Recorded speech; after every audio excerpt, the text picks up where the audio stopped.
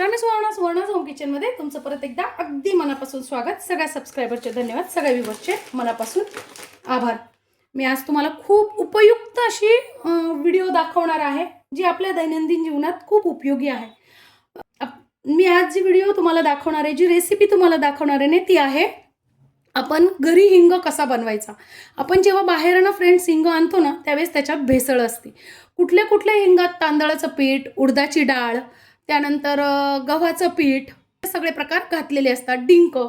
तर मी तुम्हाला आता दाखवते. बघा, ही साधी हिंगाची डबी आहे. त्याच्यावर स्पष्ट लिहिलेलं आहे की त्यांनी डिंक वापरलेला आहे, राईस फ्लॉवर वापरलेला आहे, गव्हाचं पीठ वापरलेलं आहे. म्हणजे आपण जेव्हा हिंग एकतर टाकतोच, आपण किती अगदी पाव चमचा हिंग टाकतो. त्यातही ह्या गोष्टींची भेसळ असलेला हिंग जर आपण वापरत असेल तर आपल्याला हिंग किती आपल्या पोटात जातो हे समजतं. तर बघा, इतकं हल्ली भेसळीचं बाहेर मिळतंच. म्हणजे जेव्हा आपण घरचं काही करतो ना, ते शुद्ध असतं, प्युअर असतं. बाहेरनं जेव्हा कुठली गोष्ट आपण आणतो ना, ती प्युअर मिळेलच याची खात्री नसते. तर मी आज तुम्हाला अशी जी रोजच्या उपयोगाची गोष्ट आहे ती दाखवणार आहे. ती म्हणजे हिंग घरच्या घरी कसा बनवायचा. माझी एक फ्रेंड्स आहे, तिच्या नातवाला बरं नव्हतं, नवीनच बाळंतीण झालेलं आहे बाळाचं. तर ती म्हणे त्याचं पोट रोज रात्री दुखतं. तर म्हटलं अगं हिंग लावून बघ. तर म्हणे अगं आम्ही रोज त्याच्या पोटाला हिंग लावून बघतो पण काही फरक पडत नाही. तर मग तिला मी म्हटलं मी माझ्याकडचा हिंग देते, तो लावून बघ म्हणून. तर तिने तो लावला. त्याच दिवशी एक फक्त 5 ते 7 मिनिटात बाळाला खूप फरक पडला. हा फरक का पडला, तर जेव्हा आपण गोष्टी घरी करतो ना त्यावेळेस त्या प्युअर असतात आणि बाहेरनं ज्यावेळेस घेतो तर तिने अगदी थोडासा हा हिंग लावला तरी सुद्धा बाळाला लगेच फरक पडला. बघा, हा माझा मागच्या वर्षीचा हिंग आहे. कलर बघा तुम्ही, त्याचा वास तर खूप सुंदर येतोय. म्हणजे डबी उघडल्याबरोबर लगेच वास येतो. मागच्या वर्षीचा हिंग असून सुद्धा अजिबात खराब झालेला नाही. व्यवस्थित पावडर तयार झालेली आहे. कुठेही गाठी पडलेले नाही, जाळं नाही, काहीच नाही, किडे नाही, जाळं नाही, आळही नाही, काहीच होत नाही.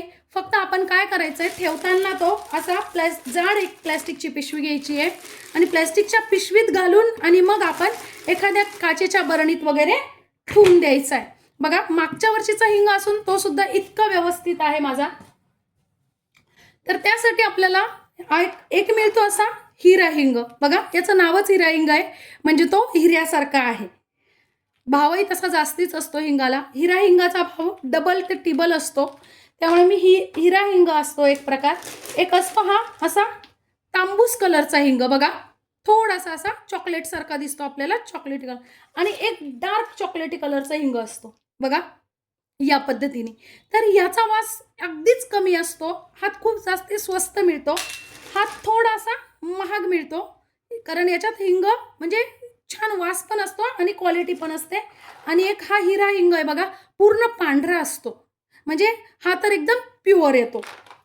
तर मी काय करते, करताना 600 ग्रॅम हिरा हिंग घेते, 400 ग्रॅम हा काळा हिंग घेते आणि हा मी तुम्हाला दाखवण्यासाठी घेतलेला आहे, हा मी वापरतच नाही.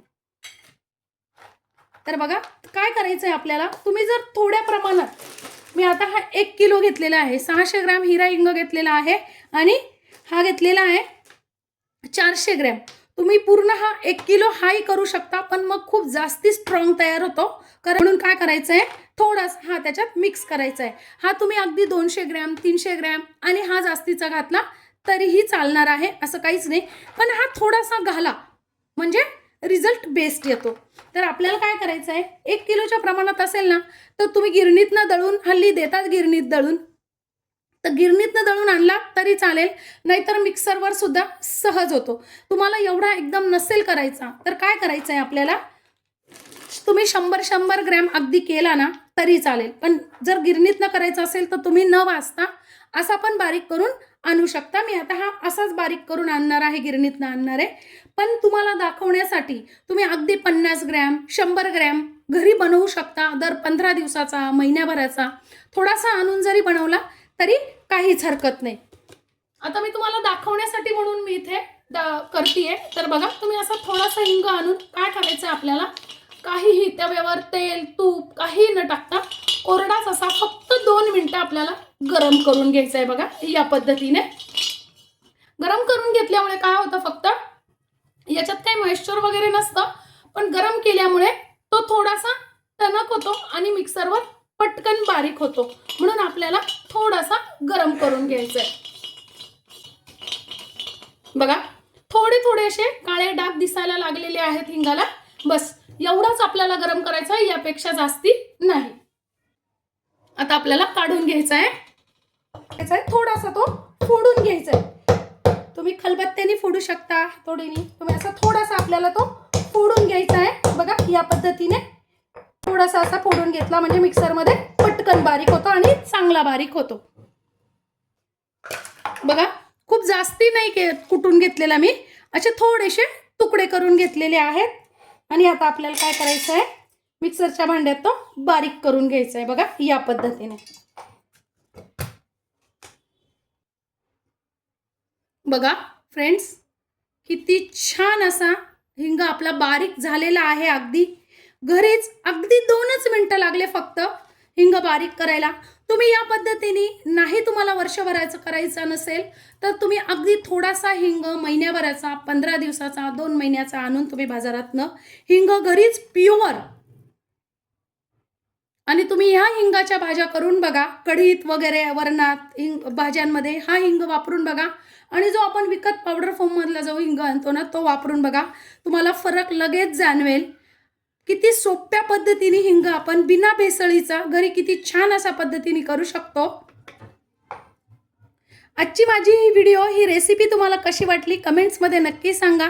चॅनलवर नवीन असाल तर चॅनलला लाईक, सबस्क्राईब आणि शेअर करा. धन्यवाद.